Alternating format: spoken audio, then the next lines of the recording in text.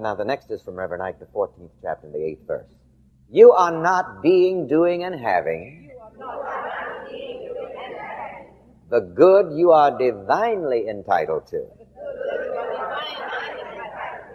because you haven't given yourself the permission.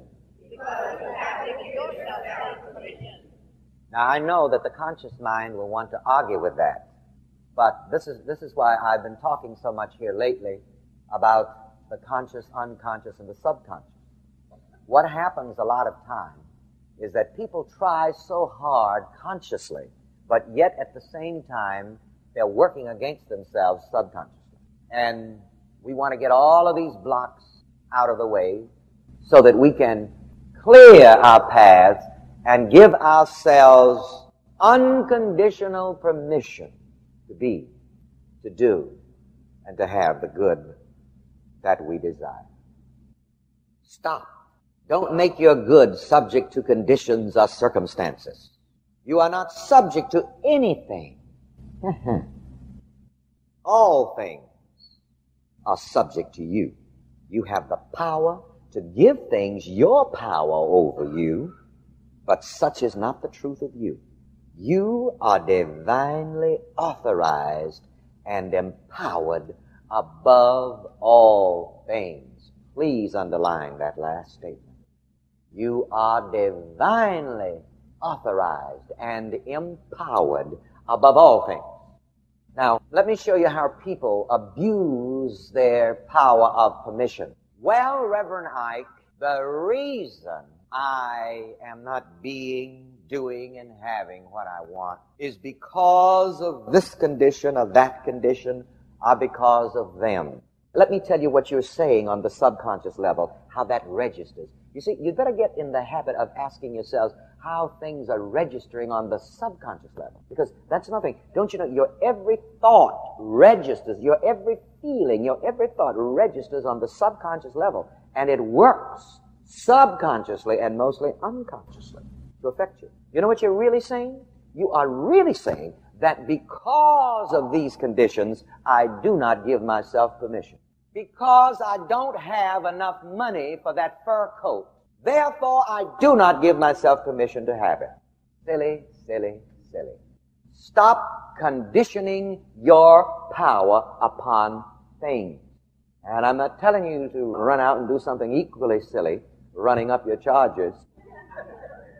You have to be careful you don't abuse your power of permission either way.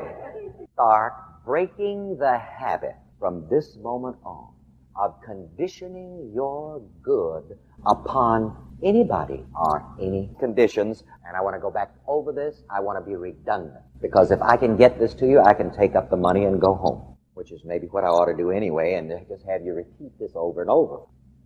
For example, when you say, I cannot have that fur coat, that car, house, I can't do this, I can't do that, because I don't have the money. That is an instruction to the subconscious to see to it that you don't get it or the money. This is why, again, for the millionth time, and I will say it millions more, the mystic tells us in the scripture, let the weak say, I'm strong. Why? Because you are always giving instruction to the subconscious. You see, the intellectuals don't understand this. The fundamentalists don't understand this because this is mind science. On the intellectual level, it sounds like an instruction to lie. But it is not an instruction to lie. It is an instruction to instruct the subconscious what you want to be, to do, and to have. And you are always instructing your subconscious.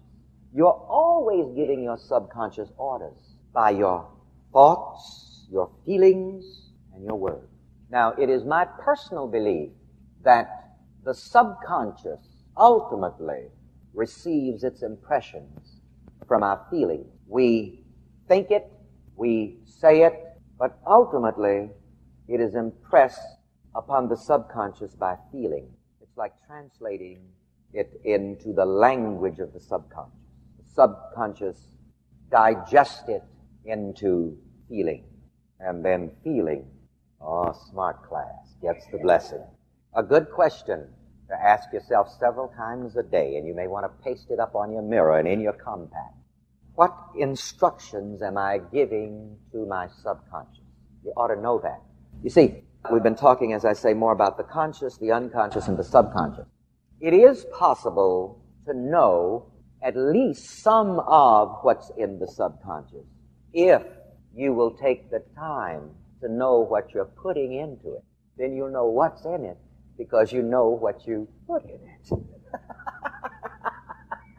You don't know all of the money that's in the bank where you do business. As a matter of fact, it's none of your business. But it is your business to know what you put in there. Is that right? Your subconscious will find a way, bring you into relationship with whatever you give yourself permission to be, to do, and to have. If you could look at your subconscious mind with the naked eye right now, you would see a lot of different blocks there. And one of the chief blocks would be the I don't have the money block. I'm talking about your unconditional power of permission. Stop conditioning your power upon things, upon people. All of your reasons, however good, and excuses for not being, doing, and having mean nothing were you to throw them in the ash can and give yourself the permission. I'll tell you a little trick that I discovered today. I wanted to know why this winter I have had 2 colds to overcome. I said, now let me figure this out. And then today, when I reviewed some of my goals, I think I found it. Because yesterday, I didn't eat a meal, but didn't go without any nourishment. I had 2 egg shakes, 2 slices of bread.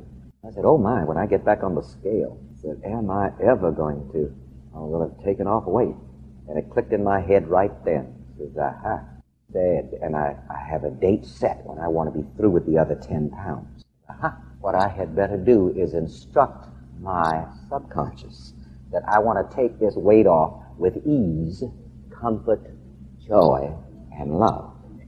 Now please, write this down because, you see, sometimes your subconscious will go to extreme means, and it won't necessarily always be pleasant. See? So listen, when you pray, when you give instructions to your subconscious, always instruct it to do this how? With ease, comfort, joy, and love. In other words, I don't need 2 colds to take off the other 10 pounds. The heart is deceitful. Listen. All day long we're giving orders to the subconscious. All day long. But we had better become conscious of the orders that we give, and we had better form those orders into words that will be edible when they are produced in our experience. You remember the old saying? Always make your words soft and sweet in case you have to eat.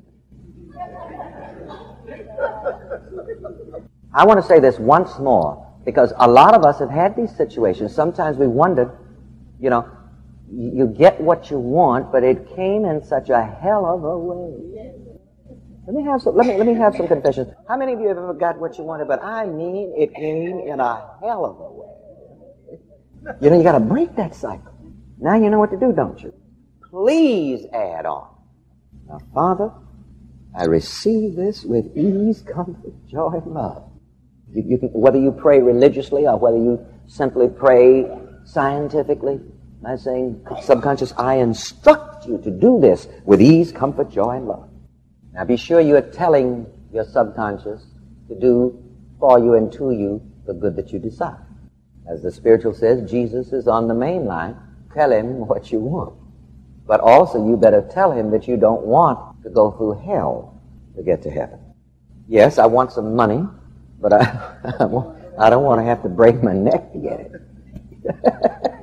I don't want any injury to get it.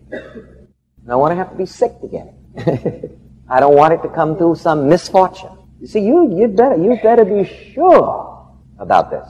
I quote the scripture, keep thy heart with all diligence. Out of it are the issues of life.